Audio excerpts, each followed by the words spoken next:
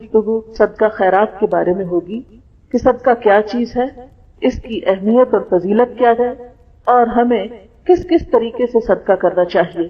صدقہ کیا ہوتا ہے؟ صدقہ ہر وہ چیز ہے، صرف مال نہیں، صدقہ ہر وہ چیز ہے جو انسان اپنے رزق میں سے، اور رزق میں کیا ہے؟ انسان کا مال بھی ہے، علم بھی ہے، صلاحیتیں، ذہانتیں، انرجی، جو کچھ بھی ہمیں ملا ہے، یعنی رزق کیا چیز ہے؟ ہر وہ چیز جو ہمیں اللہ تعالیٰ نے بطور نعمت دی ہے، اور خاص طور پر مال، تو اپنے مال میں سے، اپنے رزق میں سے اللہ تعالیٰ کا قرب حاصل کرنے کے لیے دیتا ہے۔ صدقہ وہ چیز ہے جو واجب نہیں، لازم نہیں، انسان اپنی خوشی سے دیتا ہے۔ صدقہ کا لفظ جو ہے صاد دال قاف سے نکلا ہے، صدقہ۔ صدقہ کا مطلب ہوتا ہے اس نے سچ کہا، وہ سچا ہے۔ یعنی جب کوئی شخص کسی کام میں مال لگاتا ہے یا وقت لگاتا ہے یا اپنا انٹرسٹ شو کرتا ہے کسی بھی طرح، تو اس کا مطلب یہ ہے کہ وہ اپنی بات میں سچا ہے، وہ اب سیریس ہے، سنجیدہ ہے۔ اب مثلاً شادی کے وقت مرد کو مہر دینے کا حکم کیوں ہے؟ اسی وجہ سے ہے۔ مہر کو بھی صداق کہا جاتا ہے، اور صدقاتہن کا لفظ قرآن پاک میں آتا ہے کہ وہ ایک مرد کی سنسیریٹی اور سیریسنس کو شو کرتا ہے کہ وہ آئندہ ایک عورت کی ذمہ داری اٹھائے گا، اس کا نان نفقہ دے گا، اپنی فیملی کو پالے گا۔ اسی طرح کسی بھی چیز میں جب انسان اپنی سچائی ظاہر کرنا چاہتا ہے تو اس سچائی کو ثابت کرنے کے لیے وہ کچھ نہ کچھ قربان کرتا ہے۔ تو مال کی یہ قربانی صدقہ کہلاتی ہے۔ کس بات کا؟ کہ ہم اللہ تعالیٰ پر یقین رکھتے ہیں، ہم اس پر ایمان رکھتے ہیں، ہم اس کو مانتے ہیں۔ اب اللہ کو ماننے کا دعویٰ ہر شخص کرتا ہے، لیکن کون اس کو سچا کرتا ہے؟ جو اپنا وقت لگاتا ہے، مثلا نماز پڑھ کے وقت لگتا ہے نا ہمارا، یا اپنی انرجی لگاتا ہے، اپنی نیند قربان کرتا ہے، اپنا مال اس کی خوشی کے لیے دیتا ہے۔ تو جو شخص اپنا مال اللہ تعالیٰ کی خوشی کے لیے دیتا ہے، اس کا مطلب ہے کہ وہ اپنی اس بات میں سچا ہے کہ میں اللہ تعالیٰ کو مانتا ہوں کہ وہ دیکھتا ہے، وہ مجھے جزا دے گا، اور وہ سمجھتا ہے کہ میری خرچ کی ہوئی کوئی چیز بالکل نقصان اور خسارے میں نہیں، اس کا ریٹرن ضرور مجھے ملنا ہے۔ دنیا میں انسان کہاں خرچ کرتا ہے؟ جہاں اس کو یقین ہوتا ہے کہ یہاں مجھے ریٹرن ملے گا، ہاں کسی بھی صورت میں، وہاں انسان فوراً اپنا مال لگانے کو تیار ہو جاتا ہے۔ اسی طرح جس بندے کے دل میں یہ بات جڑ پکڑ جائے، جو بندہ اللہ تعالیٰ کے وعدے کو سچا سمجھے کہ میں تمہیں تمہارا دیا ہوا واپس کروں گا، اور 1 گنا نہیں 700 گنا اور اس سے بھی بڑھ کر ریٹرن دوں گا، تو جو اللہ تعالیٰ کی اس بات کو جتنا سچا سمجھتا ہے اتنا خوشی کے ساتھ اپنا آپ، اپنا مال، اپنے اولاد، اپنا سب کچھ اللہ کی خوشی کے لیے اللہ کے راستے میں لگاتا ہے۔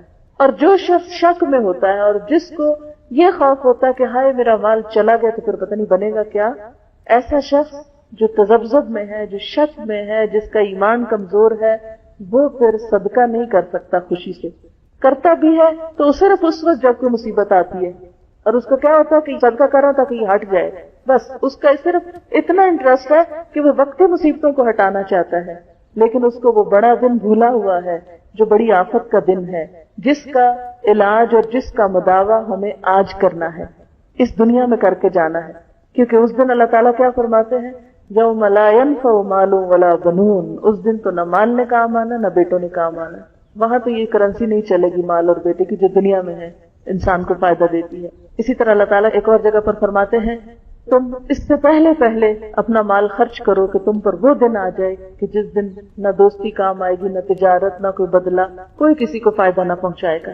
تو ہم دیکھتے ہیں کہ اسلام میں صدقے کا تصور بہت وسیع ہے۔ یہ صرف مال دینے کی حد تک محدود نہیں، بلکہ اچھی بات اور مسکرانے کو بھی صدقہ قرار دیا، کیونکہ اچھی بات بھی انسان اپنے دل سے کسی کو کچھ دے رہا ہوتا ہے۔ انسان مسکرانے پہ اپنا ایک شعور یا اپنا کانشیس استعمال کر کے دوسرے کو خوش کر رہا ہوتا ہے۔ تو کوئی چیز جو دوسری انسانیت کو فائدہ دے، اب صدقے کا ایک اور طرح مفہوم سمجھیے کہ ہر وہ چیز ہماری جو کسی کو کسی طرح بھی فائدہ دے، ڈائریکٹلی یا انڈائریکٹلی، وہ سب ہماری طرف سے صدقہ شمار ہوتا ہے۔ مثلاً ہم مسکرا رہے ہیں، کسی کا دل خوش ہو رہا ہے تو وہ ہمارے حصے میں صدقہ لکھا جا رہا ہے۔ ہم کسی کو تسلی دے رہے ہیں، اس کو سکون آ رہا ہے، کوئی اچھا مشورہ دے رہے ہیں، کسی کی کوئی الجھن حل کر رہے ہیں، کسی کا کوئی غم دکھ سن رہے ہیں اور اس کے ساتھ ہمدردی کر رہے ہیں، یہ سارا ہماری طرف سے صدقہ ہو رہا ہے۔ تو ہر وہ چیز جو اللہ کی خوشی کے لیے دی جائے، ہر وہ چیز جو انسانیت کی بھلائی کے لیے ہو، وہ کیا ہے؟ اسلام میں صدقہ ہے۔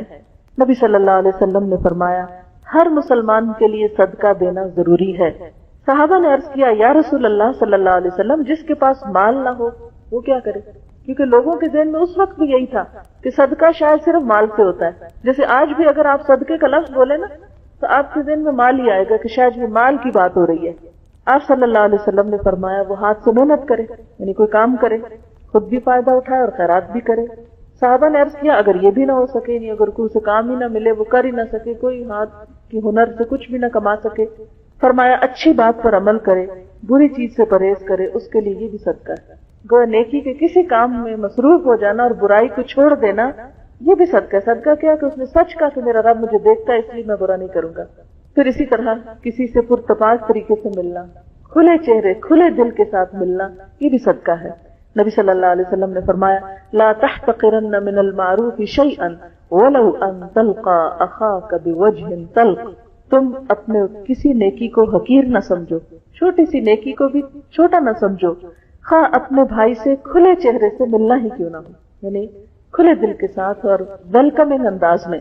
اگر انسان مال کا صدقہ دینا چاہے تو یہ ضروری نہیں ہوتا کہ بہت ڈھیروں مال ہو تو ہی وہ صدقہ کرے، بلکہ معمولی چیز کا صدقہ کرنا بھی انسان کو جہنم سے نجات دلانے کا باعث بن سکتا ہے۔ یعنی ہر کوئی اپنی حیثیت کے مطابق کرے گا۔ اصل چیز کیا ہے؟ نیت ہے، نہ کہ مقدار ہے۔ اگر کسی کے پاس زیادہ مقدار ہے تو ظاہر آٹومیٹکلی اس کا اجر بڑھ جائے گا، لیکن اگر کسی کے پاس زیادہ نہیں تو تھوڑے سے تھوڑا کرنا ہر ایک پہ لازم ہے تاکہ وہ اس کو جہنم کی آگ سے بچائے۔ تو فائدہ پھر کیا ہوا صدقہ کا کہ وہ آگ سے بچانے والی چیز ہے۔ نبی صلی اللہ علیہ وسلم نے فرمایا اتقوا النار ولو بشق تمرۃ، آگ سے بچو خواہ کھجور کا ایک ٹکڑا دے کر ہی صحیح۔ ابو ذر کہتے ہیں نبی صلی اللہ علیہ وسلم نے فرمایا ہر مسلمان آدمی پر ہر دن صدقہ ضروری ہے، یعنی یہ نہیں کہ زندگی میں ایک دفعہ کر کے انسان بے فکر ہو جائے۔ لوگوں نے کہا اے اللہ کے رسول صلی اللہ علیہ وسلم ہمارے پاس اتنا مال کہاں کہ ہم ہر روز صدقہ کریں؟ آپ نے فرمایا کہ صدقہ کرنے اور ثواب حاصل کرنے کے ذرائع یعنی طریقے کیا ہیں؟ سبحان اللہ، الحمدللہ، اللہ اکبر، لا الہ الا اللہ، یہ پڑھنا بھی صدقہ ہے۔ اگر مال نہیں تو اپنی زبان کا صدقہ کرو، زبان سے فضول اور لفظ باتیں کرنے اور دوسروں کو دکھ دینے کی بجائے کیا کرو؟ اللہ کا ذکر کر لو۔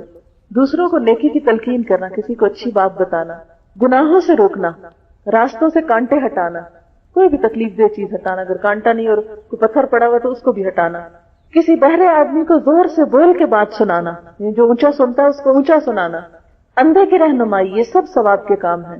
آدمی کو اس کے مقصد کے سلسلے میں رہنمائی کرنے کو مشورہ لینا ہے تو آپ اس کو بتائیں کہ فلاں چیز وہاں وہاں وہاں۔ عموماً ہم نے کبھی نہیں سوچا ہم صدقہ کریں نا، لیکن اگر اللہ کی نیت سے یہ نہیں کہ اچھا آج میں اگر اس کو کر لوں تو کل یہ مجھے بھی کرے، یہ نیت نہ ہو اس کے پیچھے، بلکہ تو میرا رب مجھ سے خوش ہو۔ کسی کو رستہ بتا دینا، کسی کو کوئی جگہ کا بتا دینا، کسی کو کسی بھی چیز کے بارے میں کوئی گائیڈنس دینا، اور مصیبت زدہ فریادی کی مدد کے لیے دوڑنا بھی صدقہ ہے۔ یعنی اگر کوئی پکار رہا ہے میں ڈوب رہا ہوں تو اس کو آگے بڑھ کے نکالنا اس مصیبت سے، یہ کپڑا پھنس گیا، ہاتھ کسی چیز میں آ گیا، کوئی جل گیا، کوئی اینی کائنڈ آف ہیلپ، کسی کمزور کے بوجھ کو جو اس سے نہ اٹھتا ہو، یعنی کسی کا سامان اٹھا کے اسے ہاتھ یا سر پہ اٹھا لینا، یہ بھی صدقہ کہلاتا ہے۔ بس یہ سب کا سب تیری طرف سے تیرے نفس پہ صدقہ ہے۔ یعنی اگر مال نہیں تو ڈفرنٹ قسم کی خدمت خلق کے کام جو ہے صدقہ ہے۔ نبی صلی اللہ علیہ وسلم نے فرمایا کوئی مسلمان درخت لگائے اور اس کے پھلوں سے چڑیاں کھائیں یا غریب آدمی کھا لے تو اس کا ثواب اسے ملے گا، ہاں وہ خود بہت بھی ہو گیا، اور اس کو صدقہ جاریہ کہتے ہیں کہ ہمارے کسی عمل سے ہمارے مرنے کے بعد انسانیت کو بھلائی پہنچے، ہاں وہ ایک درخت کیوں نہ ہو۔ اسی طرح باغ کے پھلوں کو چور لے گئے، کسی نے چھین لیا، یہ سب اس کے نامہ اعمال میں بطور صدقہ کے قیامت تک لکھا جائے گا۔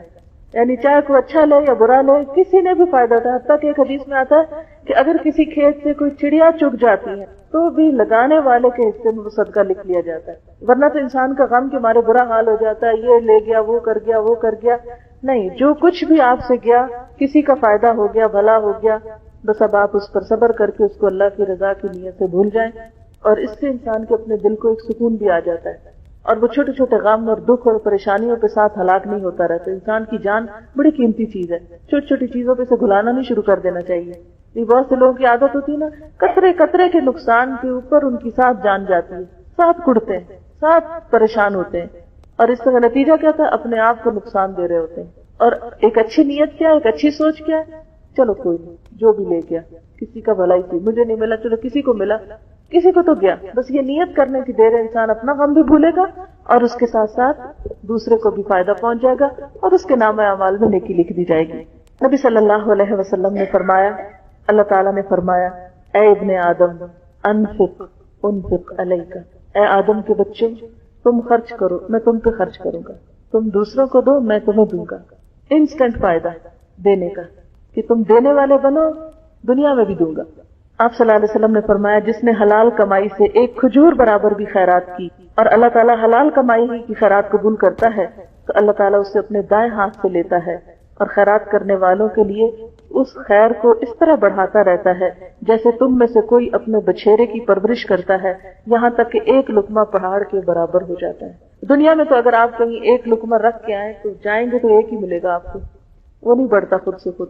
لیکن اللہ تعالیٰ کے ہاں وہ ایک لقمہ جو آپ نے کسی غریب کو دیا, وہ لقمہ کیا چیز ہے, ایک کھجور, ایک چیز جو ایک دفعہ میں انسان منہ میں لے لے, تو وہ اللہ تعالیٰ کے ہاں ایک نہیں رہتا, وہ ملٹی پلائی ہونا شروع ہو جاتا ہے. بس شرط یہ ہے کہ حلال کمائی اور دل کے خلوص سے دی ہوئی, کہ کسی بندے کے اوپر احسان جتانا نہ ہو, کسی سے اس کا ریوارڈ نہیں چاہیے, کسی کی تعریف نہیں چاہیے, کوئی شہرت نہیں چاہیے, کچھ نہیں چاہیے. اس میرا رب خوش ہو جائے, اس نے مجھے دیا ہے نا, تو میں بھی اس کو خوش کرنے کے لیے اس کے نام پر کسی کو دوں. جب انسان ایسا کرتا ہے تو اللہ تعالیٰ ایسے صدقے کو اتنا بڑھاتا ہے, اتنا بڑھاتا ہے کہ قیامت کے دن ایک ایک لقمہ پہاڑ برابر اجر ہو کر واپس ملے گا انسان کو. حضرت ابن عباس سے روایت ہے, نبی صلی اللہ علیہ وسلم نے فرمایا, صدقہ کرنے سے مال کم نہیں ہوتا. جب کوئی بندہ صدقے کا مال سائل کو دینے کے لیے ہاتھ بڑھاتا ہے تو سائل کے ہاتھ میں پہنچنے سے پہلے اللہ کے ہاتھ میں پہنچ جاتا ہے. یعنی مثال کے طور پر اگر کسی نے کچھ مانگا ہے اور آپ اس کو دینے لگے, یہ دے رہے ہیں, ابھی لینے والے کے مانگنے والے کے ہاتھ میں نہیں پہنچا, بس آپ نے ہاتھ آگے کیا ہے, تو اللہ تعالیٰ اس سے پہلے اسے قبول کر لیتا ہے, وہ لے لیتا ہے اس کو. یعنی وہ ریکارڈ میں لکھ لیتا ہے, اس بندے نے اتنا دیا, اس کا آپ بڑھاؤ. جسٹ لائک اے بینک, اور کوئی بینک بھی لقمے کو پہاڑ بنا کے نہیں دیتا آپ کو, لیکن اللہ تعالیٰ کا جو آخرت انویسٹمنٹ بینک ہے, وہاں نیک نیتی کے ساتھ جو ڈپازٹس ہوتے ہیں وہ اسی طرح بڑھتے ہیں. نبی صلی اللہ علیہ وسلم نے فرمایا, جو شخص اپنی غربت اور مفلسی کے باوجود, یعنی فقیر ہے خود, اس کے باوجود اپنے تھوڑے مال میں سے کچھ اللہ کی راہ میں خرچ کرے گا, کیونکہ بعض اوقات لوگ کہتے ہیں نا یہ تو امیروں کا کام ہے, وہ دیں, ہم کیا دیں, ہمارے حصے میں تو نہیں. فرمایا جو غربت کے باوجود اللہ کی راہ میں دے گا, اس کو امیر آدمی کے بہت سے مال سے بھی زیادہ ثواب ملے گا, کیونکہ اس نے بڑی مشکل حالات میں دیا ہے. ایک شخص کے پاس اگر زیادہ ہے تو ٹھیک ہے, وہ جتنا دے گا وہ اور بڑھے گا, لیکن اگر کسی نے تھوڑا دیا اس لیے کہ اس کے پاس ہے ہی تھوڑا, مثلاً اگر آپ دیکھیں گے کسی کے پاس 100 درہم ہے تو اس میں سے اس کے لیے ایک بھی نکالنا مشکل ہوتا ہے, لیکن اگر کسی کے پاس 1000 ہے تو اس میں سے ایک نکالنا مشکل نہیں ہوتا.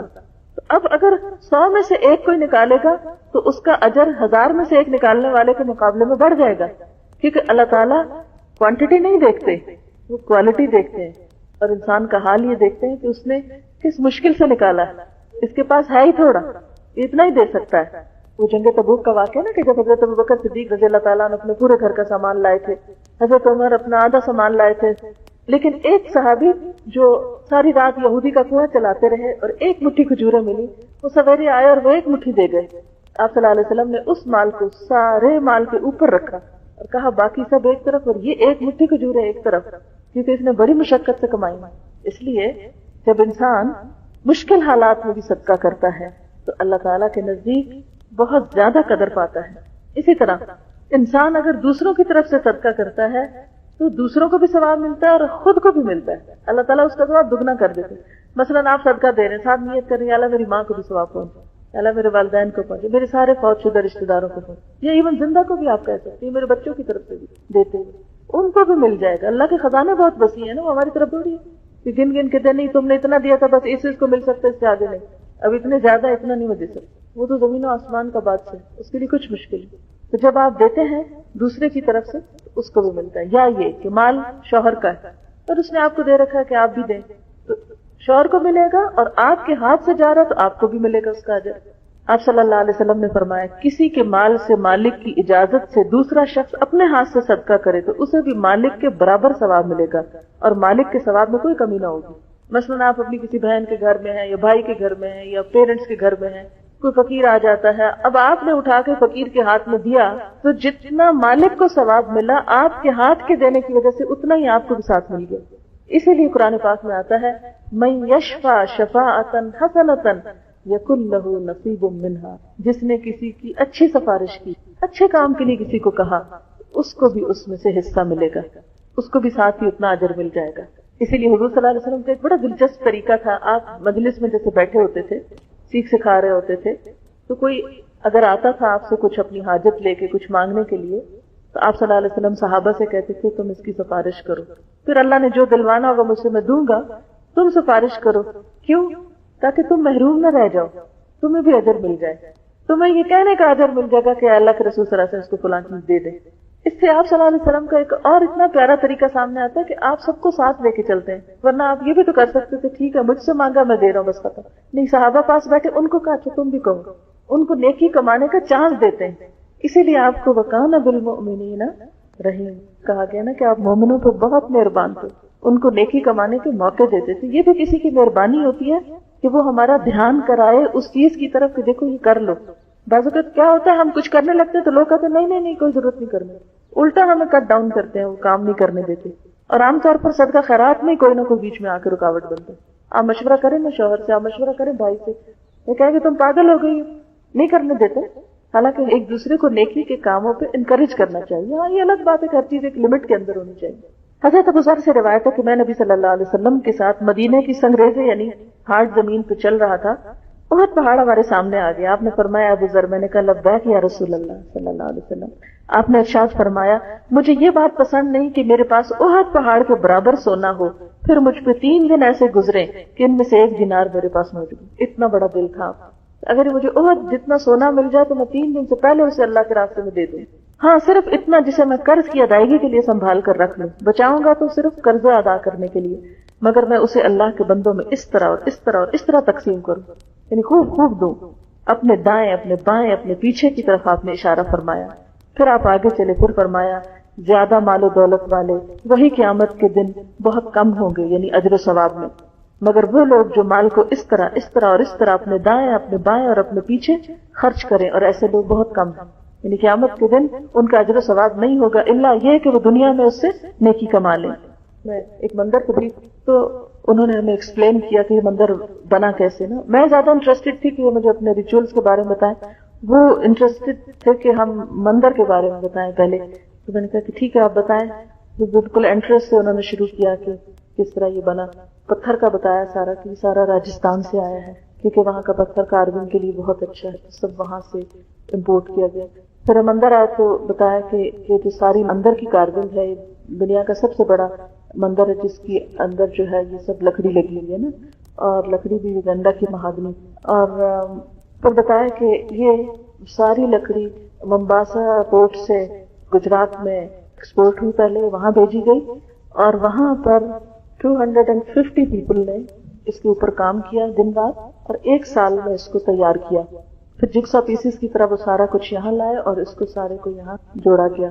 اور یہ جتنی لکڑی ہے یہ صرف ایک شخص نے ڈونیٹ کی. تو میں سوچ رہی تھی کہ ہم مسلمانوں کے ہاں وہ دل نہیں, حالانکہ اللہ نے ہمارے لیے وعدہ کر رکھا ہے کہ کل تمہیں کئی گنا بڑھا کے دوں گا, وہ عالیشان جنتوں کی شکل میں. لیکن ان بیچاروں کو یہاں خرچ کرنے کے بعد کل پتہ نہیں کیا ہوتا ہے کیا نہیں ہوتا. لیکن اس کے باوجود بھی اپنے دین کی, اپنے دھرم کی حفاظت کے لیے, اس کی شان و شوکت کے لیے, اور اندر کوئی لائبریری نہیں, کوئی علمی چیز نہیں, صرف یہ ہے کہ بت وغیرہ رکھے ہوئے ہیں اور لوگ آ رہے ہیں جا رہے ہیں جو بھی اپنی عبادت ہے کر رہے ہیں. اتنی مہنگی بلڈنگ کو اور اتنی خوبصورت بلڈنگ کو میں دیکھ کے سوچ رہی تھی کہ اس کا یوز کیا ہے, اور اس کا یوز آف اٹ. اگر اتنی بڑی لکڑی لگی ہوئی بھی ہے, سوائے اس کے ایک شان و شوکت ہے, اس کے علاوہ تو اس کا مصرف نہیں ہے. اسی لیے اسلام میں سادی مسجدیں بنانے کا کہا گیا ہے, اور باقی پیسہ جو ہے وہ انسانیت کی بھلائی کے ایسے کاموں میں لگے کہ جس سے زیادہ سے زیادہ اللہ کی بات دوسروں تک پہنچے. پھر آپ دیکھیں کہ نبی صلی اللہ علیہ وسلم نے فرمایا انسان کہتا ہے میرا مال, حالانکہ اے انسان تیرا مال وہ ہے جو تو نے کھا کر ختم کر دیا یا پہن کے پرانا کر دیا یا صدقہ کر کے آگے بھیج دیا، یعنی اپنے آگے جانے سے پہلے اس کو آگے بھیج دیا۔ اب جسے ہم دنیا میں کیا کرتے ہیں، بعض اوقات ہمیں اگر کہیں جا کر رہنا ہے تو ہم اس کے لیے، کئی لوگ جیسے پاکستان سے باہر کام کرتے ہیں پھر واپس اپنے ملکوں میں جاتے ہیں، تو ساری زندگی کام کرتے ہیں اور جو پیسہ ہوتا ہے وہ اپنے ملک میں ٹرانسفر کرتے رہتے ہیں، پھر وہاں جا کے گھر بناتے ہیں، رہتے ہیں۔ تو میں جب بھی ایسی کوئی بات سنتی ہوں تو ہمیشہ مجھے آخرت یاد آتی ہے کہ بالکل اسی طرح ہمیں آخرت میں بھی ایک گھر چاہیے، وہاں بھی زندگی کی ضروریات چاہیے، کیونکہ ہمیشہ کی زندگی شروع ہوگی۔ تو کچھ ایسے خوش نصیب ہیں کہ وہ اپنی آخرت کے لیے ٹرانسفر کرتے رہتے ہیں کہ جب وہاں پہنچیں گے تو وہاں جا کر یہ سب کچھ استعمال کریں گے جو کبھی ختم نہیں ہوگا۔ پھر اسی طرح نبی صلی اللہ علیہ وسلم نے فرمایا روزانہ 2 فرشتے اترتے ہیں، ان میں سے ایک کہتا ہے اے اللہ خرچ کرنے والے کو اس کا بدلہ دے، دوسرا کہتا ہے اے اللہ بخیل کے مال میں نقصان دے اور اس کو برباد کر دے۔ بخل کیا ہوتا ہے؟ ضرورت پر بھی خرچ نہ کرنا، نہ اپنے پہ نہ کسی اور پہ، اور اس کے لیے نتیجہ کیا ہوتا ہے؟ مثلاً اگر آپ کھانا بہت سا خرید کے گھر لے جائیں، مثلا فروٹ لے جائیں اور چیزیں، اور اس کو رکھ دیں، نہ خود کھائے نہ کسی کو دے، تو کیا نتیجہ نکلے؟ وہ سب گل سڑ کے دن نہیں جائے گا۔ اسی طرح اگر کوئی اور فوڈ ہے یا کپڑے ہیں یا وٹ ایور جو بھی آپ یوز نہیں کرتے، نہ استعمال کرتے ہیں، آپ نے دیکھا ہوگا وہ چیزیں رکھ رکھ کے پرانی ہو جاتی ہیں، بوسیدہ ہو جاتی ہیں، آؤٹ ڈیٹڈ ہو جاتی ہیں، اور پھر دن finally you throw them out. تو یہاں بھی یہی بتایا جا رہا ہے کہ فرشتے دعا مانگتے کہ یا اللہ جو ایسا بخل کرے اس کا مال برباد کر دے، یعنی کہیں نہ کہیں سے اس کو نقصان پہنچ جائے۔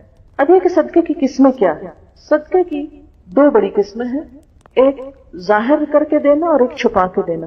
پھر کچھ اور طرح بھی صدقے کی قسمیں جیسے نفلی اور فرضی۔ نفلی میں کیا آتا ہے کہ آپ کے اوپر لازم نہیں، واجب نہیں، جب آپ کا جو دل چاہے کرے۔ لیکن فرضی کیا ہے؟ جیسے زکوٰۃ ہے، جیسے عشر ہے، جیسے کفارہ ہوتا ہے یا نظر ہوتی ہے، یہ فرض میں آ جاتا ہے۔ قرآن پاک میں اللہ تعالیٰ فرماتے ہیں ان تبدوا الصدقات فنعما ہی، اگر تم ظاہر کر کے بھی صدقہ دو تو کتنا اچھا ہے وہ بھی، یعنی دکھاوا کر کے نہیں۔ اس کا مطلب یہ کہ سب کے سامنے بھی دے سکتے ہو۔ وائے؟ اس لیے کہ دوسروں کو بھی شوق آئے گا۔ بعض اوقات ہمیں خود نہیں خیال آتا، جب کوئی کرتے تو ہم کہتے ہیں ہم کے پیچھے رہ گئے، ہم بھی کر لیں۔ تو ہمیں دیکھ کے کوئی اور کرے گا تو اس کا کیا ہوگا؟ ان سب کا اجر بھی ہمیں ملے گا، کیونکہ ہم نے پہل کی، کہتے ہیں نا پانی کا پہلا قطرہ۔ اور ان تخفوها، اور اگر تم اسے چھپا کے دو، وتؤتوها الفقراء، اور اس کو فقراء کو دو، فهو خیر لکم، تو وہ بھی تمہارے لیے اچھا ہے، ویکفر عنکم من سیئاتکم، اور تمہاری بعض خطائیں گناہ تم سے دور کر دے گا۔ گویا صدقہ جو ہے وہ گناہوں کو دور کرنے کا ذریعہ بنتا ہے، جیسے بلاؤں کو دور کرنے کا ذریعہ بنتا ہے۔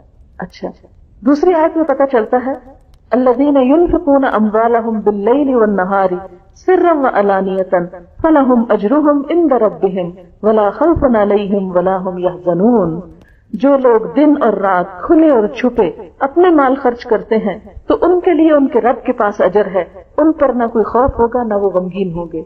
دن اور رات کا فرق کیا ہے؟ دن کو تو نظر آتی چیز رات کو چھپ جاتی ہے، اور پھر چھپا کے اور دکھا کے دونوں طرح۔ جب ہم قرآن پاک کی اور احادیث کی مختلف چیزوں کو پڑھتے ہیں تو پتہ یہ چلتا ہے کہ وہ مال جو آپ کسی انسان کو دیتے ہیں اسے چھپا کے دینا چاہیے، کیونکہ یہ کہا گیا نا اگر تم اس کو چھپاؤ اور فقراء کو دو، تو مراد اس سے کیا ہے کہ جب کسی ضرورت مند کو دو تو چھپا کر دو، کیوں؟ تاکہ اس کی عزت نفس کو نقصان نہ ہو۔ لیکن جب کسی پرسن کو نہیں دے رہے، کسی کاز کو دے رہے ہیں، مثلا مسجد بنانے کے لیے دے رہے ہیں، یا کسی مثلا جہاد فی سبیل اللہ میں دے رہے ہیں، یا کسی بھی چیریٹی کے کام میں جو کسی ایک شخص کے نام نہیں ہے بلکہ کیا ہے، ایک اوپن چیز ہے، تو اس میں اگر انسان دکھا کے دے تو وہ زیادہ بہتر ہے تاکہ اوروں کو بھی شوق آئے۔ نمبر 2، زکوٰۃ انسان بے شک دکھا کے دے، لیکن جو نفلی صدقہ ہے وہ چھپا کر دے۔ جیسے مثال کے طور پر نفلی نمازیں کیا ہے، تہجد وغیرہ، اس کا بہت ذکر نہیں کرنا چاہیے، چھپا کے کرنا چاہیے۔ اسی لیے نبی صلی اللہ علیہ وسلم نفل گھر پہ پڑھنا پسند کرتے تھے اور فرض نمازیں مسجد میں پڑھتے تھے۔ تو فرض جیسے زکوٰۃ نظر وغیرہ ہے یہ دکھا کے، اور نفل چھپا کے، کیونکہ وہ انسان کہتے ہیں نا کہ دایاں ہاتھ اس طرح دے کہ بائیں کو پتہ نہ چلے، ایسا شخص اللہ تعالیٰ کے عرش کے سائے تلے ہوگا قیامت کے دن۔ اللہ تعالیٰ بھی اس کو اپنی پروٹیکشن میں لے گے قیامت کے دن، کیونکہ دنیا میں وہ دوسروں کے لیے پروٹیکشن کا سبب بنا تھا۔ حضرت ابو ہریرہ کہتے ہیں نبی صلی اللہ علیہ وسلم نے فرمایا اللہ تعالیٰ 7 قسم کے آدمیوں کو اپنے عرش کے سائے تلے جگہ دے گا جس دن اس کے سائے کے علاوہ کوئی سایہ نہ ہوگا۔ نمبر 1 انصاف کرنے والا حاکم، نمبر 2 وہ نوجوان جس نے جوانی عبادت میں گزاری، نمبر 3 وہ شخص جس کا دل مسجد میں لگا رہتا ہے، یعنی اس کو مسجد سے محبت ہے۔ آج ٹیمپل میں گئی تو چھوٹے چھوٹے کچھ بچے بھی تھے جو کچھ پڑھ رہے تھے، تو میں نے پوچھا کہ یہ کون ہے، تو کہنے لگے کہ ان کی ہالیڈیز ہیں اور یہ والنٹیئر کرتے ہیں۔ میں نے کہا ہمارے بچے تو مسجد میں والنٹیئر کرنے نہیں جاتے، نہ کوئی صفائی کرنے جاتے ہیں، نہ کوئی اور خدمت کرنے جاتے ہیں، نہ کوئی کام کرنے جاتے ہیں، ہمیں وقت ہی نہیں کہ ہم وہاں بھی کسی وقت لے جائیں، اور بچوں وہاں چلیں، چل کے تو اللہ کے گھر کو صاف کر کے آئیں، تھوڑا سا ہم بھی اپنا حصہ ڈال کے آئیں، مینولی کچھ کر کے آئیں۔ صرف پیسہ ہی دے دینا کوئی بات نہیں ہوتی، اپنی جان بھی تو کبھی دینی چاہیے، اپنا آپ بھی تو کبھی لگانا چاہیے۔ پھر اسی طرح وہ 2 شخص جنہوں نے اللہ کی خاطر محبت کی، اللہ کی خاطر ہی مل بیٹھے اور اللہ ہی کی خاطر جدا ہوئے، یعنی جن لوگوں کی محبت اور دوستی صرف اللہ کی خاطر، دنیا کا کوئی لالچ اور غرض بیچ میں نہ ہو، تو وہ 2 لوگ جنہوں نے اللہ کی خاطر محبت کی، اللہ کی خاطر مل کے بیٹھے، اللہ کی خاطر جدا ہوئے، ایسے لوگ بھی قیامت کے دن اللہ کے سائے تلے ہوں گے۔ کیونکہ دنیا میں عموماً دوستیاں اور تعلقات مفادات کے لیے ہوتے ہیں، عموماً کانٹیکٹ کیوں بڑھاتے ہیں لوگ کہ کوئی فائدے اٹھائیں۔ جو شخص اس لالچ کے بغیر کانٹیکٹ رکھتا ہے کسی سے، صرف اللہ کی محبت میں کہ کسی کے پاس بیٹھ کر میں اللہ کو یاد کر سکتا ہوں، اللہ کی محبت میرے اندر اضافہ ہوتی، دنیا کی کوئی غرض اور لالچ اس کے پیچھے نہیں ہے، تو ایسا شخص جو ہے وہ بھی قیامت کے دن اللہ کے عرش کے سائے تلے ہوگا۔ نمبر 5 وہ مرد جسے کسی مرتبے والی حسین و جمیل عورت نے بدکاری کے لیے بلایا اور اس نے کہا میں اللہ سے ڈرتا ہوں، یعنی کسی عورت نے اپنا آپ آفر کیا لیکن اس نے انکار کر دیا۔ نمبر 6 وہ شخص جس نے اللہ کی راہ میں یوں چھپا کے صدقہ دیا کہ دائیں ہاتھ نے جو دیا بائیں کو پتہ بھی نہ چلا۔ اور نمبر 7 وہ شخص جس نے تنہائی میں اللہ کو یاد کیا، پھر اس کی آنکھوں سے آنسو بہنے کی، یعنی اس میں کوئی دکھاوا نہیں ہوتا نا، جب آپ اکیلے بیٹھ کے اللہ کو یاد کر کے روئیں کہ اللہ تو مجھ کو معاف کر دے، یا آخرت کے ڈر سے، یہ ہوتا ہے اور اللہ کی عظمت سے، یہ شکرانے کے آنسو۔ ہمارے آنسو عام طور پر کب ہوتے ہیں؟ جب ہمیں کوئی غم یا دکھ ہوتا ہے، دنیا کی کوئی پریشانی تھی پھر ہم ضرور روتے ہیں، آخرت کی پریشانی کے لیے دنیا میں کوئی نہیں روتے ہم، یا اللہ کی نعمتیں جو ہم کو ملی ہیں اس کے شکرانے کے طور پر نہیں روتے۔ حضرت انس بن مالک کہتے ہیں نبی صلی اللہ علیہ وسلم نے فرمایا جب اللہ نے زمین کو پیدا کیا تو وہ ہچکولے کھا رہی تھی، ہل جل رہی، پھر اللہ نے پہاڑ اس پہ پیدا کیے، اس کو تھاما، یعنی پہاڑوں کا وزن ڈال کر اس کو بیلنس کیا، چنانچہ وہ ٹھہر گئی۔ فرشتوں نے دیکھا کہ پہاڑ اتنی مضبوط چیز ہے، بڑے حیران ہوئے، پوچھنے لگے اے اللہ تعالیٰ کیا پہاڑوں سے بھی سخت کوئی چیز ہے؟ اللہ تعالیٰ نے فرمایا جی ہاں لوہا۔ فرشتے کہنے لگے کوئی چیز لوہے سے بھی سخت ہے؟ فرمایا ہاں آگ، کیونکہ آگ لوہے کو پگھلا لیتی ہے۔ فرشتے کہنے لگے پروردگار کوئی چیز آگ سے بھی سخت ہے؟ فرمایا ہاں پانی، کیونکہ پانی آگ کو بجھا دیتا ہے۔ فرشتے کہنے لگے پروردگار کوئی چیز پانی سے بھی سخت ہے؟ فرمایا ہاں ہوا، کیونکہ ہوا جو ہے وہ پانی کو بھی لے جاتی ہے جیسے بادل۔ فرشتے کہنے لگے پروردگار کوئی چیز ہوا سے بھی سخت ہے؟ فرمایا ہاں وہ انسان جو صدقہ اس طرح دے کہ دائیں ہاتھ سے دے تو بائیں کو پتہ ہی نہ ہو، ایسے انسان کا ایمان حقیقت میں مضبوط ہے جو کسی دکھاوے کے بغیر، ورنہ ہمارا حال کیا ہوتا ہے ذرا بھی کسی کو دے بیٹھے تو کہیں نہ کہیں تو ضرور مینشن کریں گے، ہو سکتا ہی نہیں کہ وہ دل میں ٹکے کہ کوئی صدقہ ایسا ہو کہ جس کا صرف ہمیں پتا ہو اور ہمارے علاوہ کسی کو خبر نہ ہو، کوئی نہ کوئی بہانہ ڈھونڈ لیں گے اور اس کا ذکر کریں گے۔ تو ایسا انسان جو اپنے دل کی بات دل میں نہ رکھ سکے وہ کچا انسان ہے نا۔ ہواؤں سے اور پہاڑوں سے اور ہر چیز سے زیادہ مضبوط فیت تو اسی کا ہے جو صرف اللہ پہ یقین رکھتا ہے اور سمجھتا ہے کہ میرا دیا ضائع نہیں ہوگا خواہ کسی کو نہ ہی خبر ہو۔ پھر یہ ہے کہ صدقہ دے کے احسان نہیں جتانا چاہیے کسی پر۔ اللہ تعالیٰ فرماتے ہیں یا ایھا الذین آمنوا لا تبطلوا صدقاتکم بالمن والاذی، اے لوگو جو ایمان لائے ہو اپنے صدقوں کو احسان جتا کے اور دکھ دے کے ضائع نہ کرو۔ کالذی ينفق مالہ رئاء الناس، اس شخص کی طرح جو اپنا مال محض دکھاوے کے لیے خرچ کرتا ہے۔ ولا یؤمن باللہ والیوم الآخر، اور وہ اللہ اور یوم آخرت کو مانتا ہی نہیں۔ خواہ وہ زبان سے کہتا ہوں میں مانتا ہوں، اللہ تعالیٰ نہیں، اگر تم مانتے ہوتے تو پھر دے کے یوں احسان نہ جتاتے۔ کیوں؟ اس لیے کہ تم نے تو اللہ کی خاطر دیا ہوتا اور آخرت میں جزا پانے کے لیے دیا ہوتا، پھر تمہیں ضرورت نہ رہتی یہ احسان جتانے کی۔ نبی صلی اللہ علیہ وسلم نے فرمایا 3 قسم کے لوگ ایسے ہیں جن سے اللہ تعالیٰ قیامت کے دن بات بھی نہیں کرے گا، نہ ان کی طرف نظر رحمت سے دیکھے گا، نہ ان کو پاک کرے گا۔ نمبر 1 احسان جتانے والا شخص، دوسروں کو ٹارچر کرے، کچھ کر کے اس کے ساتھ پھر اس کو ذلیل کرے دوسروں۔ نمبر 2 تکبر کی وجہ سے تہمت نیچے لٹکانے والا، یعنی کپڑا اتنا پہنے کہ وہ زمین پہ لٹکا رہا اور کہ ہمیں نہیں پرواہ، ہمارے پاس بہت ہے، ہم زمین پہ بھی رول سکتے ہیں۔ یہ تکبر اللہ کو نہیں پسند، کیونکہ اللہ نے نعمتیں اس لیے نہیں دی۔ اور نمبر 3 جھوٹی قسم کھا کے اپنا مال بیچنے والا، نبی صلی اللہ علیہ وسلم نے فرمایا قیامت کے دن ایک شخص کو لایا جائے گا جس سے اللہ نے ہر قسم کے مال سے نوازا تھا. اللہ تعالیٰ اپنی نعمتیں جتائے گا, وہ اعتراف کرے گا, پھر اللہ تعالیٰ اس سے پوچھے گا پھر تو نے کیا عمل کیا؟ وہ کہے گا میں نے اس راہ میں خرچ کیا جسے تو پسند کرتا تھا. اللہ تعالیٰ فرمائے گا تم جھوٹ کہتے ہو, تم تو اس لیے خرچ کرتے تھے کہ تمہیں لوگ سخی کہیں, وہ دنیا میں تم کو کہا جا چکا. پھر فرشتوں کو حکم ہوگا جو اسے گھسیٹتے ہوئے جہنم میں جا پھینکیں. یعنی سب کچھ دے کر بھی انسان کچھ نہ پائے. کیوں؟ اس لیے کہ دکھاوا کرے. یہ اللہ تعالیٰ کا, کیونکہ دکھاوا ایک طرح کا دھوکا ہے نا. لوگوں کو بتا رہا ہے کہ میں نے اللہ کے لیے کیا ہے, اور حقیقت میں اس کی نیت لوگوں سے اپنی تعریف کروانا ہے, اور اللہ کی بڑائی کے لیے نہیں خرچ کیا. جو اللہ کو بڑا سمجھتا ہے وہ کبھی ایسی حرکت نہیں کر سکتا, کیونکہ اسے پتا ہے اس رب کی راہ میں دے رہا ہوں جس نے مجھے دیا ہے. نبی صلی اللہ علیہ وسلم نے فرمایا جو اخلاص اور نیک نیتی سے صدقہ کرے گا اس کے لیے وہ صدقہ جہنم سے آڑ بن جائے گا. آپ نے فرمایا خرچ کرو اور گنو نہیں ورنہ اللہ تعالیٰ بھی تمہارے لیے گنے گا, روکو نہیں ورنہ اللہ تعالیٰ بھی تجھ سے مال کو روک دے گا, اور دے جتنا تجھ سے دیا جا سکے. یہ ہے کہ بعض اوقات جب آپ دیں تو دینے کے لیے چینج رکھا ہوا ہے کچھ تو اٹھایا اور دے دیا.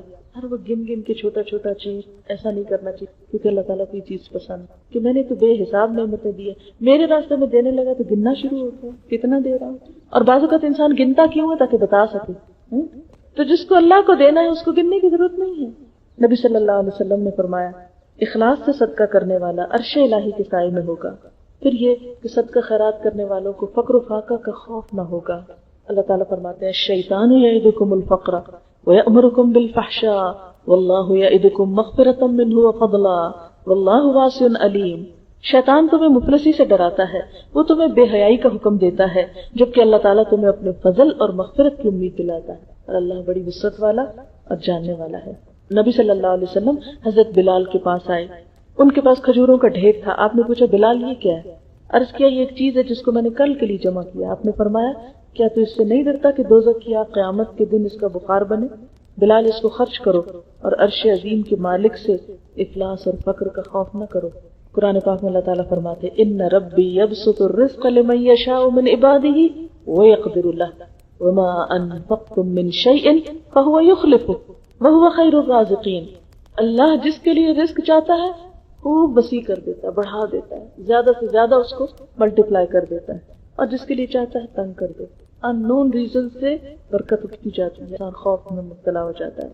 اور فرمایا جو بھی چیز تم خرچ کرو گے اللہ تعالیٰ اس کے پیچھے اور لے آتا ہے. فہو یخلف, اخلف یخلف, اخلاف کہتے ہیں پیچھے اور لانا. تم آگے نکالتے جاؤ, پیچھے سے فریش اور تازہ اور نئی اور آتی چلی جائے گی, اور وہ بہترین رزق دینے والا. نبی صلی اللہ علیہ وسلم نے فرمایا, اور یہ بات آپ نے قسم کھا کے فرمائی, صدقہ کرنے سے مال کم نہیں. کیونکہ ہمارا خوف یہ ہوتا ہے نا کہ دے کے پھر ہمارے پاس کیا ہوتا ہے. ٹھیک ہے انسان اپنے لیے استعمال کرے, کیونکہ خود پہ خرچ کرنا بھی وہ بھی ایک ثواب ہے, بیوی بچوں پہ خرچ کرنا بھی ثواب ہے, لیکن جب اللہ کی راہ میں دینے لگے تو یہ نہ سوچے کہ ختم ہو جائے گا. فرمایا صدقہ کرنے سے مال کم نہیں ہوتا بلکہ اس میں برکت ہوتی ہے, مال بڑھتا ہے, اور کسی کے قصور کو معاف کرنے سے اللہ عزت بڑھا دے. یعنی اگر کسی نے ہمارے ساتھ کوئی زیادتی کی ہے, کوئی غلطی کی ہے, تو ہم اس کو معاف کر دیں یہ سوچ کے کہ اللہ تعالیٰ ہمیں بھی معاف کر دے. ایسے انسان کی عزت بڑھتی جائے. اور جو کوئی تواضع اختیار کرتا ہے اللہ تعالیٰ اس کو بلندی عطا کرتا ہے. جو جھک جاتا ہے اللہ اس کو بڑا کر دیتا ہے. آپ صلی اللہ علیہ وسلم نے فرمایا جو آدمی اپنے زائد مال میں سے دیتا ہے وہ لینے والے سے افضل نہیں جبکہ لینے والا محتاج ہو.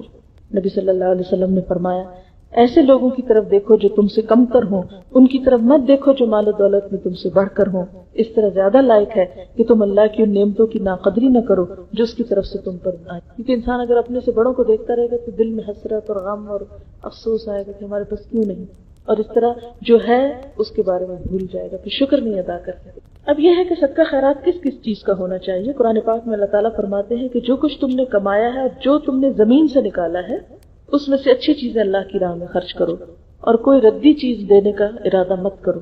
حالانکہ وہی چیز اگر کوئی تمہیں دے تو تم اسے ہرگز قبول نہ کرو, الا یہ کہ تم چشم پوشی کر جاؤ. جان لو بے شک اللہ بے نیاز اور تعریف والا ہے. اس سے دو باتیں پتہ چلتی, ایک کہ یہ کہ انسان کے ہاتھ کی کمائی, دوسرا یہ کہ زمین میں کچھ اگا کے اس سے جو کچھ نکلتا ہے اس میں سے خرچ کرنا, اور پھر یہ ہے کہ اس میں سے ردی بیکار اور فالتو چیزیں جو ہیں ان کو صدقے کے نام پہ مت دو, بلکہ صدقہ اچھے مال میں سے کرو. کیوں ردی نہ دو؟ اس لیے کہ اگر تمہیں کوئی ردی دے تو تم کو کیسا لگے, تمہیں کوئی فضول بیکار چیز دے تو تمہیں کیا پسند آئے. نبی صلی اللہ علیہ وسلم نے فرمایا ان اللہ طیب لا يقبل الا طیبا، اللہ پاک ہے اور پاک ہی چیز قبول کرتا ہے۔ اصل میں یہ جو ہم دیتے ہیں نا کسی میں سے کسی ضرورت مند کو، فقیر کو، کسی بھی کام میں، تو ہم سمجھتے ہیں ہم اس کو دے رہے ہیں، وہ حقیقت میں اس کو نہیں دے رہے ہوتے، وہ اللہ کو دے رہے ہوتے ہیں۔ اور انسان اگر اس سے تھوڑی دیر کے لیے سوچے کہ میں اللہ تعالیٰ کے لیے یہ دے رہا ہوں، دنیا کے لیے تو میرا دل اتنا کھلا اور اللہ کے لیے دینے کے لیے بس یہی ہے، اور فضول اور فالتو چیز جو بیکار ہو چکی ہے۔ اس کا یہ مطلب نہیں کہ جیسے کپڑے چھوٹے ہو جاتے ہیں یا پرانے ہو جاتے ہیں یا ہمارے کام کے نہیں رہتے تو ہم ان کو گھر میں ہی رکھیں کہ یہ تو مجھے پسند نہیں تو اس لیے نہیں، ان کو بھی نکال دینا چاہیے، لیکن خاص طور پر اللہ کی خوشی کے لیے، یعنی وہ تو آپ اس لیے دے رہے ہیں کہ قرآن پاک میں حکم ہے کہ لوگوں نے پوچھا کیا خرچ کریں، تو اللہ تعالیٰ نے فرمایا جو ضرورت سے بچ جائے اس کو دے دو، تو اس میں وہ سب چیزیں آ جاتی ہیں جو ہماری ضرورت کی نہیں ہم دے سکتے ہیں۔ لیکن خصوصاً جب اللہ کی خوشی اور رضا حاصل کرنے کے لیے، اللہ کا قرب پانے کے لیے خرچ کریں تو اس وقت پھر بہترین چیز نکالے، جیسے قرآن پاک میں آتا ہے نا لن تنالوا البر حتى تنفقوا مما تحبون، تم نیکی کو ہرگز نہیں پا سکتے جب تک کہ وہ خرچ نہ کرو جس سے تم محبت رکھتے ہو، اس میں سے نکالو، یعنی یہ نہیں کہ وہ سارا نکالو، اس میں سے کچھ نکالو۔ جب یہ آیت اتری حضرت ابو درداء کی دو بات تھے، ان میں سے جو بہترین تھا وہ انہوں نے حضور صلی اللہ علیہ وسلم کو کہا کہ آپ اپنا ہاتھ بڑھائیے، اللہ کے رسول صلی اللہ علیہ وسلم میں دینا چاہتا ہوں۔ اس میں کھجور کے 600 درخت تھے، آپ سوچیں ایک درخت کی بھی کتنا پھل آتا ہے، 600 درخت پہ کتنا بڑا مال ہوگا۔ پھر اسی طرح حضرت زید بن حارثہ نے اپنا گھوڑا دے دیا، پھر اسی طرح کسی نے کچھ کسی نے کچھ، پھر اسی طرح برا بن عازب کہتے ہیں ہم گروہ انصار کھجوروں والے تھے، ہم میں سے ہر کوئی اپنی قلت و کثرت کے موافق کھجوریں لے کر آتا، کوئی ایک خوشہ کوئی دو خوشے مسجد میں لٹکا دیتا۔ اہل صفہ کا حال یہ تھا کہ ان کے پاس کھانے کو کچھ نہ ہوتا تھا۔ اہل صفہ کون تھے؟ مختلف قبیلوں کے دور دراز کے آئے ہوئے لوگ جو اپنا گھر بار کام کاج بیوی بچے چھوڑ کے اسلام کی خاطر حضور کے پاس آ کے رہے تھے کہ دین بھی سیکھتے تھے اور ساتھ جہاد کے لیے بھی نکلتے تھے آپ کے ساتھ۔ تو وہ چونکہ اپنی کوئی کمائی نہیں کر سکتے تھے، مدینہ میں ان کا کوئی گھر نہیں تھا، کوئی ان کے بزنس نہیں تھا، کچھ اور نہیں تھا، کیونکہ اگر وہ ان چیزوں میں پھر لگ جاتے تو پھر دین کون سیکھتا حضور صلی اللہ علیہ وسلم سے، اور اگر وہ لوگ نہ سیکھتے تو ہم تک کیسے پہنچتا۔ بہرحال اب ہوا یہ کہ لوگ آ کے اپنی کھجوریں وہاں رکھ دیتے۔ اب ہوتا یہ کہ جب کوئی ان میں سے آتا اور انہیں بھوک لگتی تو وہ کیا کرتے کہ اس سے کچھ کھجوریں گرا لیتے، کوئی خشک گرتی کوئی تر گرتی وہ کھا لیتے۔ جنہیں نیکی کی رغبت نہ ہوتی وہ ایسے خوشے لاتے جن میں ناقص اور ردی کھجوریں ہوتی اور ٹوٹے پھوٹے ہوئے لے کر آتے۔ تب اللہ تعالیٰ نے یہ آیت نازل کی۔ برا کہتے ہیں کہ اس کے بعد ہر شخص اچھی کھجوریں لاتا تھا، یعنی یہ لوگ جو اسلام کی خاطر نکل کر آئے ہیں ان کو تم ردی کھجوریں دے رہے۔ نبی صلی اللہ علیہ وسلم نے فرمایا پاکیزگی کے بغیر نماز قبول نہیں ہوتی، یعنی کپڑے پاک ہونے چاہیے، جسم پاک ہونا چاہیے، جگہ پاک ہونی چاہیے، اور حرام مال سے صدقہ قبول نہیں ہوتا۔ نبی صلی اللہ علیہ وسلم نے فرمایا جو شخص حرام کمائی کر کے صدقہ خیرات کرے وہ صدقہ اللہ کے نزدیک قبول نہیں ہوتا، جو خرچ کرے اس میں برکت نہیں ہوتی، اور جو مرنے کے بعد پیچھے چھوڑ جائے وہ مال اس کے لیے جہنم کا سامان ہوگا۔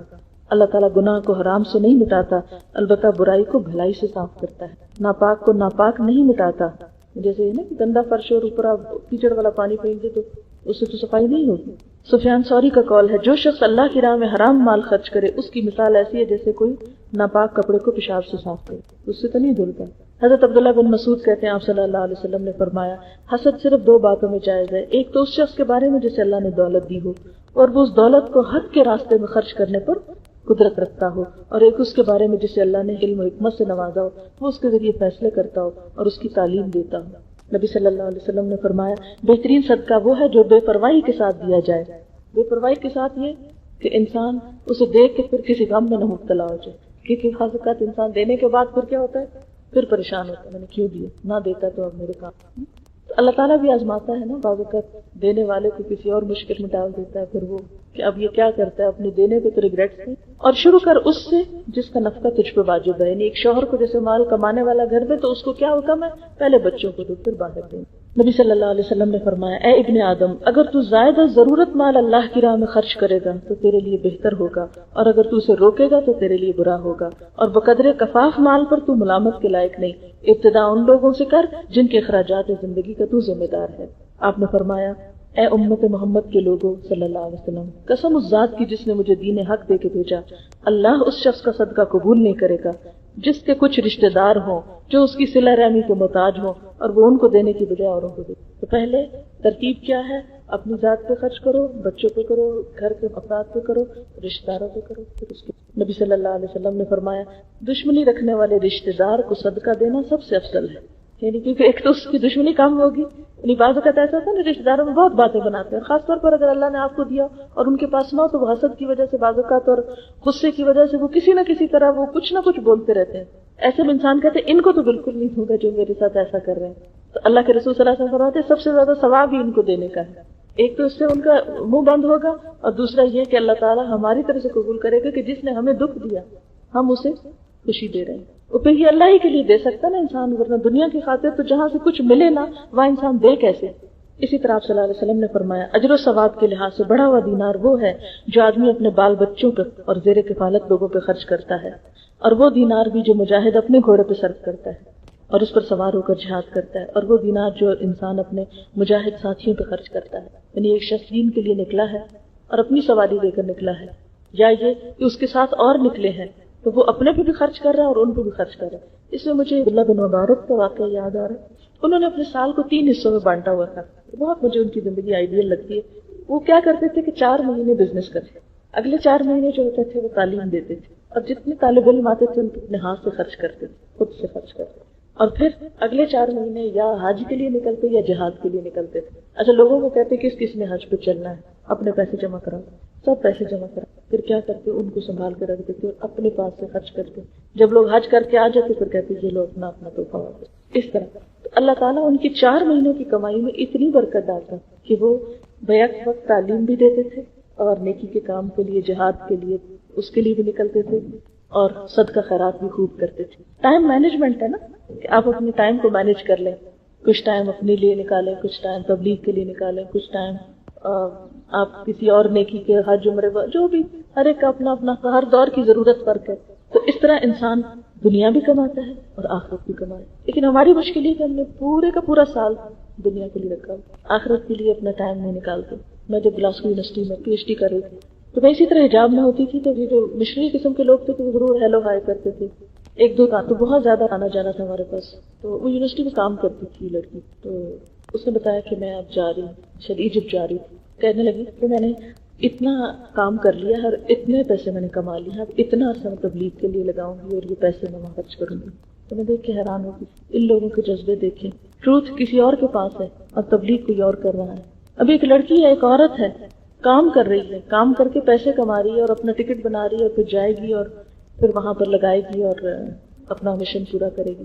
میں ممباسا گئی تھی تو وہاں مجھے کسی نے بتایا کہ کرسچن لڑکی نے اسٹریٹ چلڈرن کے لیے اسکول بنایا. میں مجھے بہت شوق ہے دیکھنے کا، خیر مجھے لے گئی تو وہاں بالکل ینگ گرل اپنی 20s میں ہوگی یا کچھ، اور کسی کا فارم تھا، مینگو ٹریز تھے وہاں، تو وہاں اس نے ہٹس ڈالی ہوئی اور 300+ چلڈرن تھے. اور کہتی کہ میں نے 40-45 سے شروع کیا، اتنے سے بچے تھے شروع میں، اور پھر وہ جو اوروں کو پتہ چلنے لگ گیا تو اور بھی آنے لگے. یہ صبح سے شام تک میرے پاس رہتے ہیں اور 3-4 ہٹس میں ٹیچرز کا کوئی ارینجمنٹ، انہیں لکھنا سکھاتے ہیں، پڑھنا سکھاتے ہیں. 2-3 عورتیں کھڑی ہوتی تو کہتی ہیں کچھ مسلم پنجابی کا جو انہیں آٹا جس دن ہوتا ہے ہم پکا لیتے، نہیں ہوتا تو نہیں، اور یہ دن میں 1 سنگل فوڈ ہوتی ہے ان کے لیے. اتنی اس لڑکی کے چہرے پہ خوشی اور رونق، اور وہ ان کے بیچ گھوم رہی ہے، پھر رہی. ہم نے پوچھا کیسے شروع کیا؟ کہتے بس ایسے ہی شروع کیا تھا، بہت ہمبل سٹارٹ تھا، اور پھر لوگوں کو جب فائدہ پہنچا تو آتے تھے. کہتے کچھ تو آرفن ہیں بالکل، اور کچھ جو ان کے سنگل پیرنٹس ہیں، کچھ جو ہے وہ ایسے. لیکن یہ ہے کہ مجھے خوشی اس بات کی، بازاروں میں جو غلط کام، لڑکیاں ارلی پریگنینسی، وہ کس طرح کی غلط قسم کی کوئی ایڈکشن والی باقی چیز. کہتی کہ یہ بائی دا ٹائم جو واپس جاتے ہیں تو جا کے اتنے تھکے ہوتے ہیں کہ کچھ سو جاتے ہیں، تو خرابیوں کے لیے ان کے پاس ٹائم نہیں. میں نے کہا تمہارا ہسبینڈ کیا کہتی؟ وہ بھی یہاں ہے، وہ اس نے چھوٹی سی ایسی گاڑیاں 2-3 کھڑی تھی. کہتے کہ جو لڑکے ہوتے ہیں نا ان کو وہ گاڑیوں کا کام سکھاتے، تو وہ بھی یہی ہے. اب آپ کو سوچیں کہ کیا اس کا دل نہیں ہے؟ وہ گندے بندے بچوں میں صبح سے رات تک وہ ان کے ساتھ لگی ہوئی اور کام کر رہی. ایٹ لیسٹ وہ بچے جرم تو نہیں کر رہے باہر نکل کے جو دوسروں کے لیے شامت بلاتے ہیں. کوئی بورڈ نہیں باہر لگا ہوا تھا، کوئی باہر نام نہیں، کوئی بڑے بڑے اور کچھ نہیں، بس اندر کام ہو رہا ہے اور وہ بچے کھیل رہے ہیں، لکھ رہے ہیں، پڑھ رہے ہیں، ٹیچر بیچ میں بیٹھے ہیں. بالکل سمپل سا. ہم سوچتے ہیں اچھا یہ کام کر رہے ہیں، اس کے لیے اتنا پیسہ کہاں سے آئے گا؟ ہم پہلے پیسے سے شروع کرتے ہیں، کام سے نہیں شروع کرتے. اب کام شروع کرو، باقی تو اللہ کی مرضی. اگر آ گیا تو ٹھیک ہے، نہیں آیا تو جو تم کر سکتے وہ کر لو. حضرت ابو ہریرہ کہتے ہیں میں نے پوچھا اللہ کے رسول صلی اللہ علیہ وسلم کس شخص کا صدقہ ثواب کے لحاظ سے بڑا ہوا؟ آپ نے فرمایا اس شخص کا صدقہ جو تنگ دست ہے، جس کا خرچ آمدنی سے زیادہ ہے. بہت تھوڑی تنخواہ ہے کہ اس کے اوپر ہی چلا جاتا ہے خرچہ، بمشکل اپنا اور اپنے بال بچوں کا پیٹ پالتا ہے، اگر وہ کچھ دیتا ہے تو اس کا تو بہت ہی زیادہ قبول ہوتا ہے. اور اپنے صدقے کی ابتدا ان لوگوں سے کر جن کی پرورش تمہارے ذمہ ہو. ایک آدمی نے نبی صلی اللہ علیہ وسلم سے پوچھا کہ کس طرح کا صدقہ اجر و ثواب کے لحاظ سے بڑا ہوا ہے؟ فرمایا وہ صدقہ جو اپنے غریب رشتہ دار کو دے جبکہ وہ رشتہ دار دشمنی رکھتا ہو. پھر اسی طرح بھوکے کو پیٹ بھر کر کھلانا بہترین صدقہ ہے. پھر اسی طرح آپ نے فرمایا جب انسان مر جاتا ہے تو اس کا عمل ختم ہو جاتا ہے مگر 3 قسم کے کام ایسے ہیں جن کا ثواب مرنے کے بعد بھی ختم نہیں ہوگا، اور وہ یہ کہ صدقہ جاریہ کر جائے یا ایسا علم چھوڑ جائے جس سے لوگ فائدہ اٹھائیں، یا یہ کہ نیک اولاد جو والدین کے لیے دعائیں کرے. آپ صلی اللہ علیہ وسلم نے فرمایا مومن کے مرنے کے بعد اس کی کچھ نیکیوں کا ثواب برابر ملتا ہے. کسی کو اس نے دین کی تعلیم دی اور دین کا علم پھیلایا تو جب تک اس کے پڑھائے ہوئے لوگ دنیا میں نیک کام کریں گے اسے بھی ثواب ملتا رہے گا. اسی طرح کسی نے مسجد یا مدرسہ پر قرآن وقف کیا یا مسجد کی تعمیر کی یا مسافروں کے لیے کوئی سرائے بنوائی یا نہر کھدوائی یا اپنی زندگی میں صحت کی حالت میں کوئی نیک کام کیا اور اس میں اپنا پیسہ لگایا، اس کے نام اعمال میں ثواب لکھا جاتا ہے. یہ صحت کا لفظ اس لیے ہے کہ جب انسان بیمار ہوتا ہے نا، اور خاص طور پر ایسی بیماری کہ جس میں اس کو کہ اب تو میں نے دنیا سے چلے ہی جانا ہے تو چلو جلدی جلدی اپنا پیسہ کہیں لگا دو، اس کا ثواب اور ہے. لیکن ایک شخص جو ابھی ٹھیک ٹھاک ہے اور صرف اللہ کی خوشی کے لیے انویسٹ کر رہا ہے اس کا اجر و ثواب کہیں اور ہے، کیونکہ اللہ تو جانتا ہے نا کہ 138 سال ہو کس نیت میں کرنے لگا ہے. آپ صلی اللہ علیہ وسلم نے فرمایا کہ آدمی کا اپنی زندگی میں 1 درہم خرچ کرنا موت کے وقت 100 درہم خرچ کرنے سے بہتر ہے. یعنی صحت اور تندرستی میں 1 درہم مرنے وقت کے 100 درہم سے بہتر ہے. اور پھر آپ صلی اللہ علیہ وسلم سے کسی نے سوال کیا کون سا صدقہ اچھا ہے؟ آپ نے فرمایا جو صدقہ تو تندرستی کی حالت میں کرے جبکہ تو حرص رکھتا ہو، یعنی ابھی تمہیں پیسے کی لالچ ہو، فقر سے ڈرتا ہو، دولت کی طمع رکھتا ہو، لہذا صدقہ کرنے میں جلدی کرو. ایسا نہ ہو کہ جان لبوں پہ آ جائے تو پھر کہنے لگو کہ اتنا فلاں کو دے دو، اتنا فلاں کو دے دو، حالانکہ اس وقت تو وہ مال وارثوں کا ہو ہی گیا، تو چلا گیا ان کے پاس. ایک شخص نے دریافت کیا اللہ کے رسول صلی اللہ علیہ وسلم کون سا صدقہ بہتر ہے؟ فرمایا تندرستی اور زندگی کی حالت میں صدقہ کرنا سب سے بہتر ہے. موت کے وقت صدقہ ہی نہیں ہوتا. صدقہ نہ کرنے کا کیا انجام ہے؟ فرمایا کامل مومن وہ ہیں جن میں یہ 2 خصلتیں نہیں ہوتی، بخل اور بد اخلاقی. یعنی مومن نہ بخیل ہوتا نہ بد اخلاق ہوتا ہے. آپ نے فرمایا بخل سے بچتے رہو کیونکہ اس نے پہلے لوگوں کو برباد کیا. کس طرح؟ اس لیے کہ جب ہمارا مال ہمارے ہی پاس رہے گا، کسی اور خیر بھلائی کے کام میں نہیں جائے گا، تو کیا ہوگا؟ معاشرے کے اندر پھر جو لوگ محروم ہوں گے وہ فساد اور فتنہ کریں گے، اور جب ظاہر انہیں بھوک ہوگی، انہیں ضرورت ہوگی تو پھر وہ لوٹ کر بھی لیں گے کسی. تو بخل جو ہے وہ انسان کے دنیا اور آخرت دونوں کے لیے نقصان دہ ہوتا ہے. پھر اسی طرح یہ ہے کہ جب کسی معاشرے میں تعلیم نہیں ہوگی، ایجوکیشن نہیں ہوگی اور پیسے والے لوگ اس پر انویسٹ نہیں کریں گے تو جہالت کی وجہ سے طرح طرح کی بیماریاں خرابیاں ہیں. اللہ تعالیٰ فرماتے ہیں فَأَمَّا مَنْ بَخِلَ وَاسْتَغْنَى وَكَذَّبَ بِالْحُسْنَى فَسَنُيَسِّرُهُ لِلْعُسْرَى وَمَا يُغْنِي عَنْهُ مَالُهُ إِذَا تَرَدَّى.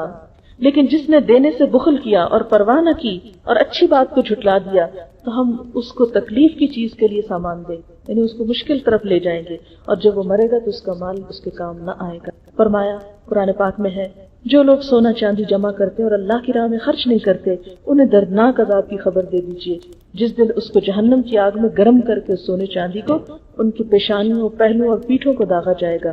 ان سے کہا جائے گا یہ وہی خزانہ ہے جو تم لوگوں نے اپنے لیے جمع کیا تھا، اب تم اس خزانے کے عذاب کو چکھو.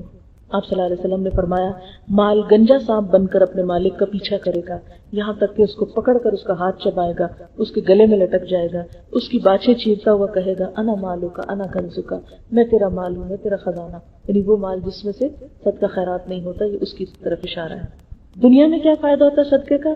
نمبر 1 اللہ تعالیٰ کے غصے کو صدقہ ختم کرتا ہے اور بری موت سے بچاتا ہے. نمبر 2 آپ نے فرمایا صدقہ کرنے میں جلدی کرو کیونکہ بلائیں صدقے سے آگے نہیں بڑھتی، یعنی وہ ان کو ادھر روک لیتا ہے، صدقے سے رک جاتی ہیں. صدقہ برائی کے 70 دروازوں کو بند کرتا ہے، انسان کی کجی کو درست کرتا ہے. یعنی انسان کے اندر جو دل کی سختی، ٹیڑھا پن اور برے اخلاق وغیرہ ہیں، صدقہ کرنے سے ان میں کمی آتی. گویا اچھا اخلاق پیدا ہوتا ہے، اس سے بری موت سے بچاتا ہے اور بھوکے کا پیٹ بھرتا ہے.